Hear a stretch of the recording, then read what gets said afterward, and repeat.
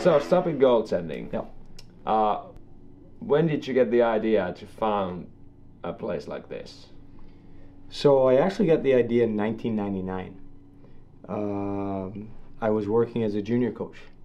I was a head coach of a junior team. I was doing goalies, and I wanted to have a goalie center where we could just work with goalies, and I could provide a whole bunch of different services for goaltenders, not just the on-ice aspect, but the off-ice aspect as well. So the idea was in 1999, and when I was putting it together, I got another opportunity. And the opportunity was to go into a rink and to do a fitness training center. We had synthetic ice there. Yeah. And so it wasn't exactly what I wanted, but it came up. So I took that opportunity, and I went year after year. I always had in the back of my mind that I would like to build what we call the Taj Mahal goaltending training centers, the ultimate training center. So we were in a facility about a mile away from this facility here in Woburn, and our lease was over, so we had to move. So the decision was, do we move to another smaller facility in the warehouse and put a rink in the back or something like that, or do we go big? So we obviously went big, and we created the Pad. That's what the name of the building is. And the idea with the Pad was to get a lot of different associated businesses that could provide this total package for the goalies. I didn't want to get in a situation where I was doing the vision training and the off ice. So we wanted to get experts in all these fields. So we put together this team and was able to create this facility. Yeah, we just talked about that with Rolf, that it's kind of like unique that you have so many different kinds of experts here working together and gathering all that information to help the goalies. Yeah, absolutely.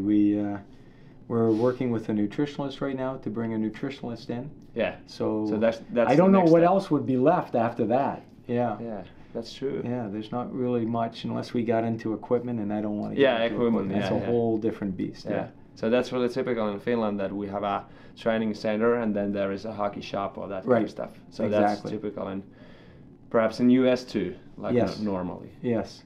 Yeah. So how many students or customers you have here? Okay, so us as a company, so we train 1,500 goalies a year. 1,500? 1,500 goalies a year. That's a huge amount. In this facility, we average 200 goalies a week. Yeah. So that's basically right around that number. We do that for 24 weeks. That's the meat of the hockey season. Then we have a slower period in the spring where the kids get off the ice and do other things. And then we go heavy in the summertime. In the summertime, we're open every day, all day long. It's goalie after goalie after goalie. So we have 6 facilities that are just like, not exactly like this one, not the Taj Mahal, but we have 6 facilities that have, they're all real ice. And we do small group private lesson, which is a director, a coach, who's generally a director with us, and he's also a college or a professional coach. And we have 2 shooters and a maximum of 4 goalies. That's the model that we use, and we do this all over Massachusetts.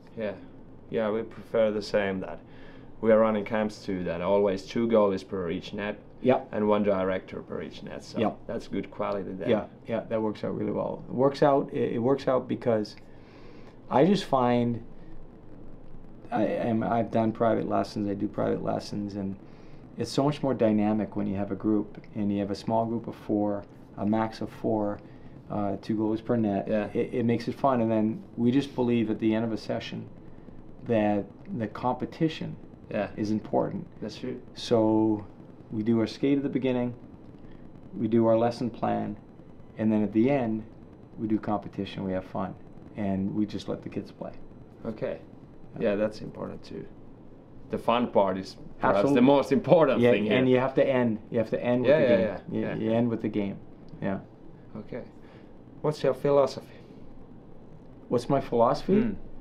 My philosophy on life, is it's getting deep. is the same philosophy that I have with goaltending. We were explaining about this a little bit earlier. You know, it's moderation.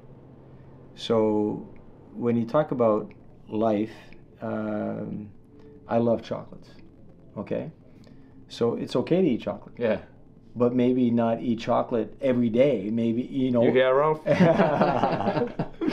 So maybe you don't have to eat chocolate for breakfast, for lunch, and for dinner. That's true. But you don't have to not eat chocolate. It's okay to eat chocolate. So it's the same thing with goaltending. You don't have to be a blocker or a reactor. It's somewhere finding that middle ground, and some guys are more on the reacting, some guys are more on the blocking, but it's finding that mix. And I think that every goalie has to find their own mix. They have to find, they have to find what works. Maybe they're a little bit more in the blocking style, maybe they're more patient or reactive, but they got to find it themselves. And so our philosophy here is that when we do a lesson, when we work on a plan, what we have to do as coaches is not to tell the goalie what to do. We don't want to tell them what to do. We want to show them what the options are. Yeah. So if you're going to use a reverse VH on your blocker side, all right, do you want to go paddle down? Do you want to go blocker on pad? How far, if you go paddle down, how far do you want to extend your paddle? Do you want to deaden the puck or do you want it tight? Where do you want your elbow? Where do you want your head? Where do you want your weak side glove? Not everybody has to do the exact same thing. So I'm not going to tell you where to put your glove. But I'm going to show you, hey, you know what? Carey Price likes it here. Yeah. Dubnyk likes it there. Yeah. Right?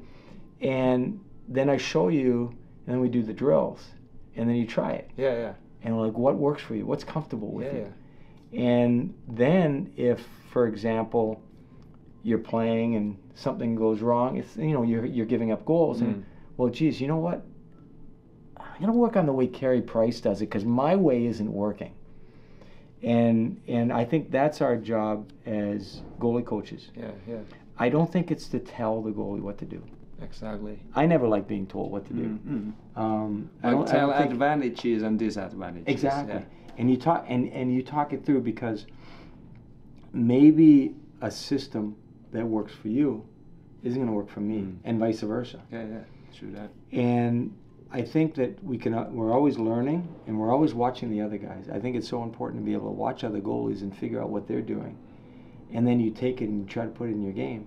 And sometimes it doesn't work, it doesn't fit with you, and other times like it's an aha, like wow, this really works for me. So I think that's the job. That's my philosophy. My philosophy is, you know, you got to be somewhere in here. Yeah. You can't be, I only do this. Yeah. I only do that. You know, so, and I think it's our job as goalie coaches to be educated as much as we can, so that even if there's something you don't like, you're able to teach it. Yeah. And you can say, you know what? I don't like when Jonathan Quick does this, but it works for him. This is what it is, you know. So you got to be able to understand it and accept that, hey, this works for him, and then be able to teach and say, okay, this is one of the options that you have.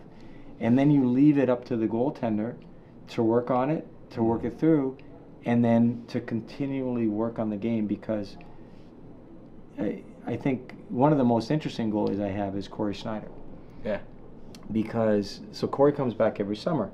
Okay.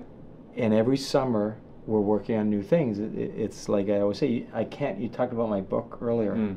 I can't write another book now because it changes too fast. Yeah. So it's so funny because when Corey comes in the summer, we show some new stuff. And he's like, oh, geez, I don't know if this really is right for me. But he tries it. He works on it. Yeah. He's open. Oh, yeah, he's open. And then he tries it, and it's like the long body. The first day we did the long body, extending the pad, extending the pad on like a back door. Geez, I'd never do this. And we practice it and practice. Next thing you know, I'm watching TV in the season, and he's doing it. And then I send him a text, says, hey, you said you'd never do that. the reverse VH, he'd never do that. The load, oh, I don't feel comfortable, or I call it the load, the VH. You know, so he works on it in the summertime, but he takes a while to put it in his game, and then he gets comfortable with it, and he's very, very intelligent that way. He just doesn't do something just to do it. He asks questions about it, try it, and then it eventually ends up becoming part of his game. So I think it's really interesting that way, and it's fun. It's fun to show. It's fun to show the guys different things, and you know, goaltending is changing so fast. Like every summer, there's a new emphasis. There's always 2 or 3 new methods, systems, you know, approaches, and it makes it fun. I always laugh, like, I could imagine a goalie that would come to camp maybe 4 years ago, and then he would come back this summer, and we'd do a drill, and we'd say, yeah, okay, we're going to do, well, wait, 4 years ago you told me not to do that. Well, now I'm telling you to do that. It's safe for us too. Yeah, and then you do another drill, and you say, oh, wait a minute, you said to do, well, no. So it's continually changing, and what happens is, I always find there's a domino effect.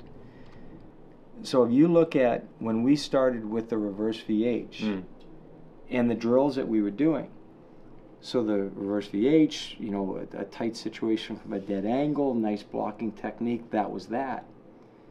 Then you start getting into coming off the post, and then getting to the back door. And if you look at what the guys are able to do now compared to 4 or 5 years ago, you know, when you start introducing it, like 2009. Oh yeah, it's unbelievable. It keeps on progressing, and now you're doing all sorts of things with it, and you have to keep up with it. It's just like every year you have to keep up with it to be on top of all the developments. And that's why I say I can't write a book again, because by the time I wrote it, got it printed, and got it out, I'd have to change a lot of it. So it's amazing how fast things are moving. And I think that's really important message for the younger juniors too, because of course the new techniques, new stuff is always hard. But if an NHL pro or really experienced coach can change, so the young juniors can. And I think it takes time and patience, of course. But that's really why does. be open-minded. And a lot of times, something doesn't feel natural at first, and you push someone past the, you know, a comfort zone. And if they don't want to go there, they'll never experience new things and try and be able to improve their game. And for me, you know, you talk about the goalie and the coach, it's a relationship. And if I was coaching you and you were a goalie, you've got to trust me, and I got to trust you. That's true. And that trust, that communication, that allows us both. I can get better as a coach by helping you, and you can get better as a goalie, right? Exactly. So I think that's the relationship that has to go on. That's true. So Rolf, should we go book a ice pass, yoga? Yeah, why not? Never too late. Have you met Kim yet? We met Kim. Have you gone to see her work yet? Yeah, okay, good. She's great. Because I think maybe, she does a session there if you want to go see that as well. Yeah, we just told Kim that we went to the outlet and bought these stretch loops. Yoga pants? It was jeans. Now we can participate. Okay. Awesome. Clothing is more expensive here or more expensive at home? Levi's, I'm sure, are cheaper here. Right? Everything is like the American brands. They are cheaper. So. Awesome. So let me ask you a question. Okay. So you've been here how long now? 1 week, actually. In 1 week. Have you learned anything about goaltending that maybe you look at differently than when you got here a week ago? Yes, we have. Actually, the big difference is in Europe, like overall, that goalie coaches, they do a lot of like voluntary jobs, that kind of stuff. And for example, what Mr. Buckley taught us and told us, that you have to set a price of your own expertise. So if you're going like €2 per 90-minute exercise, it's not good for you because you are an expert and professional. Yeah.